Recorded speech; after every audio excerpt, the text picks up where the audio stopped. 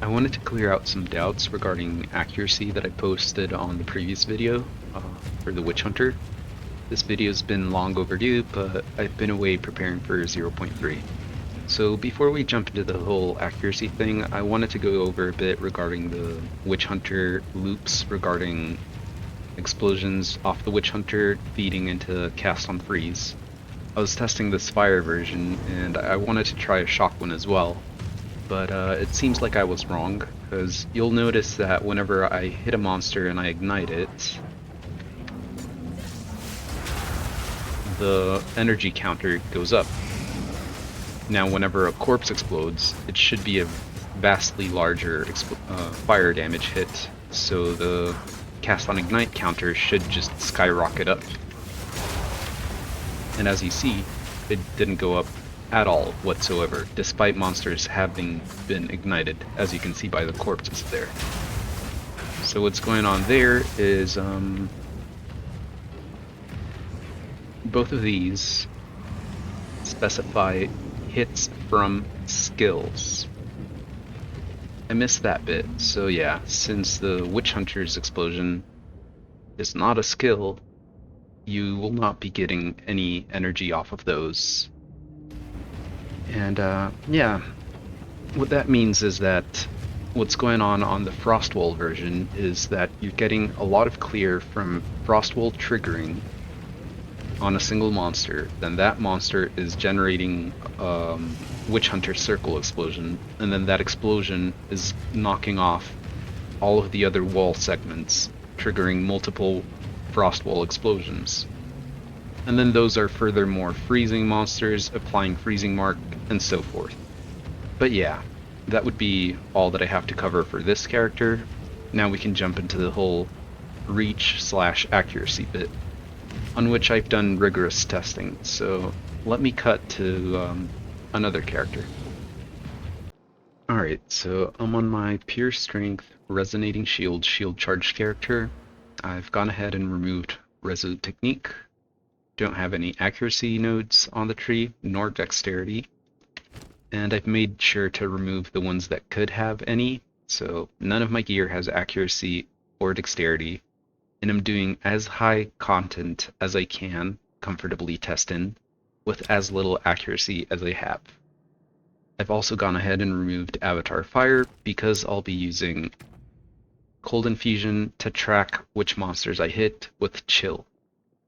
So yeah, Reach has 80% less accuracy within 2 meters, and then it scales depending on range. We'll be using Resonating Shield for the first example, which, as you can see, is not a strike and obviously not a projectile. So that means accuracy and evasion, at least as the tooltip states, works the same way as it does in PoE 1, where monsters roll accuracy on their projectiles and their strikes, but monster AoE attacks are guaranteed hits. However, player AoE attacks are a different story, or for that matter, player attacks that are not strikes or projectiles.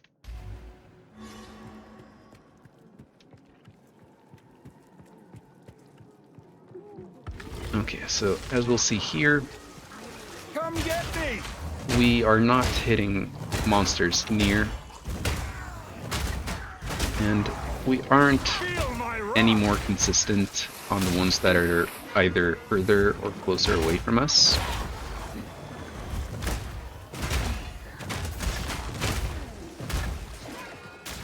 Which leads me to the following. So much like in fighting games, let's say you're standing here and you generate an attack right there, and then that generates a hitbox.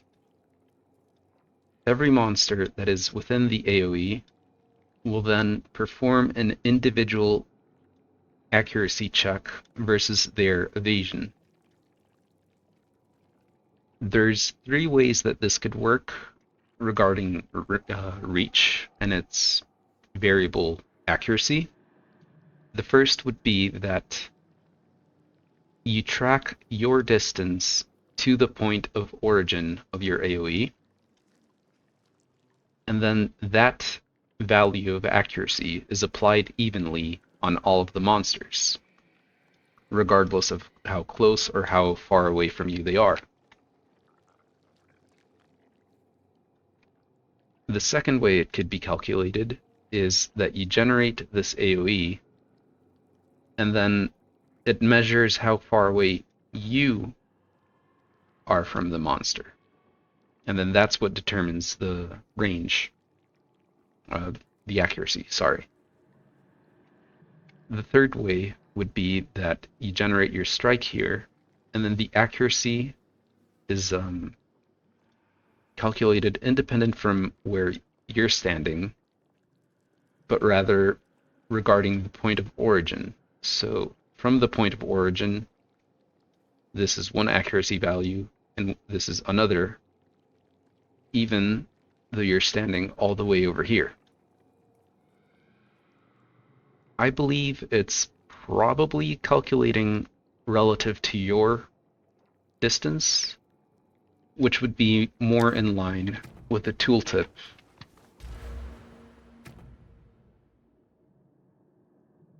Enemies within 2 meters. So I imagine the implication is that it's calculating this relevant to your distance compared to like where the enemy is standing. One small bit that I'll just get out of the way as well is that if you use shield charge, even though you miss the target, you'll still collide with it. Colliding with the enemy is what generates the AoE, and then everything else goes on as we've been looking with the resonating shield.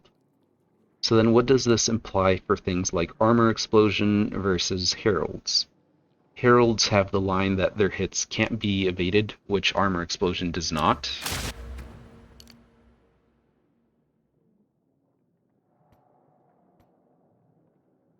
So what we're going to do here is we're going to use Mace Strike, give it the ability to break armor.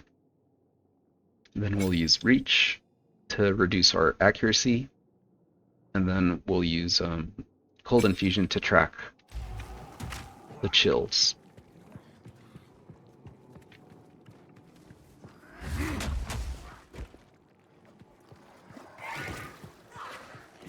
Okay, so there's a pack here.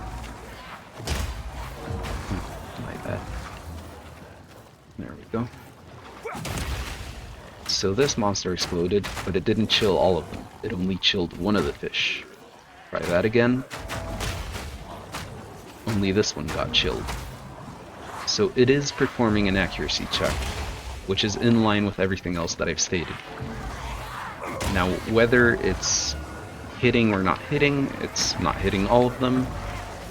And there's, I don't know, like, it's hard to tell whether the range is being applied relative to the point of origin of the explosion, or if it's distance from my character, or if it's evenly spread out.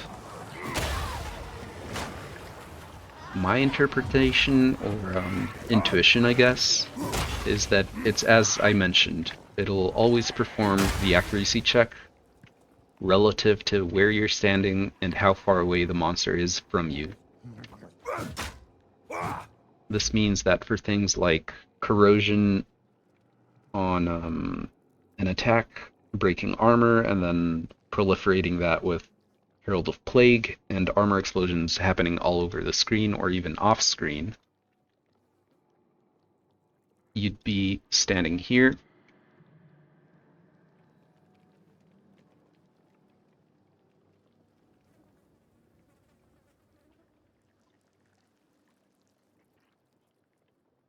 Monsters would be scattered about.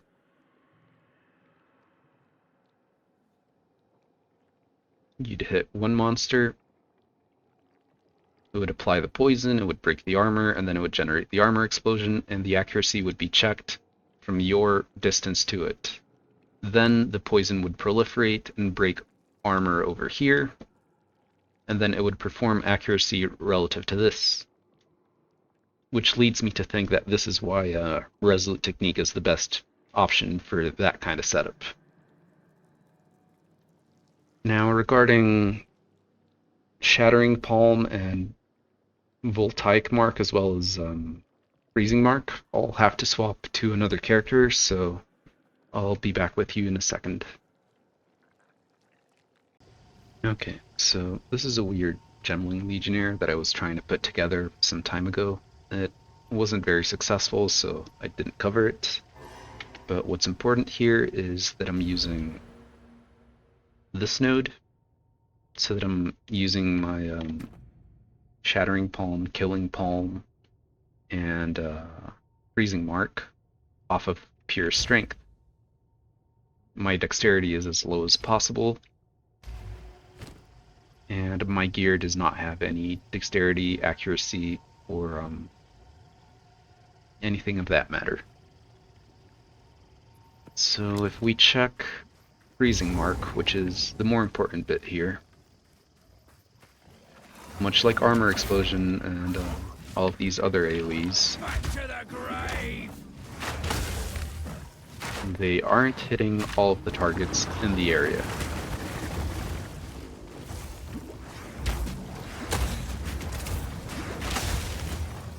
So some of them got frozen, but not all of them.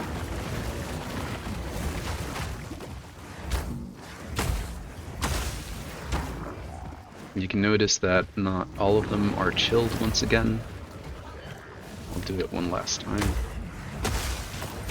So yeah, this one doesn't have any chill, for instance.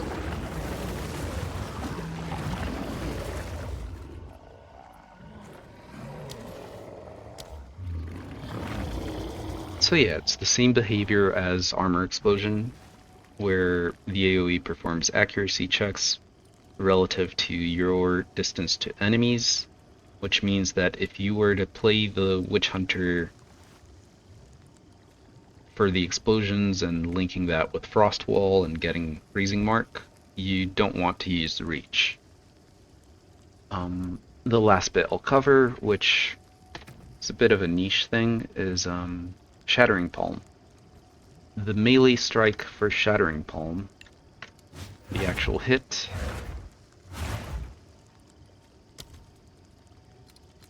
can't be evaded. That's so that you can tag all the monsters around it with the debuff. And then whenever you trigger the debuff by hitting the shards, you generate this explosion. The explosion, however, does not have the same text where it can't be evaded, which means that each individual explosion will perform accuracy checks as we've been seeing the entire video.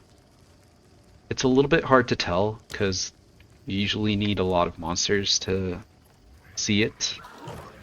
And the slight difference is that usually when you use Shattering Palm, it's a nice stream of explosions that's consistent. It's consistent all the way through. However, since we don't have a high enough accuracy, you'll notice that it's a little bit staggered, or it sometimes doesn't even proc through the entire pack. It's easier to test on the mosquitoes. So yeah, in that case it did cascade properly, but let's see.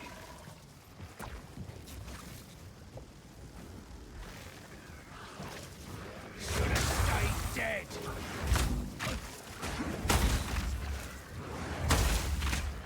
So yeah, not all of them got triggered there, for instance, despite the explosion from that mosquito having gone through. Again, same thing there. And there we got a couple cascades.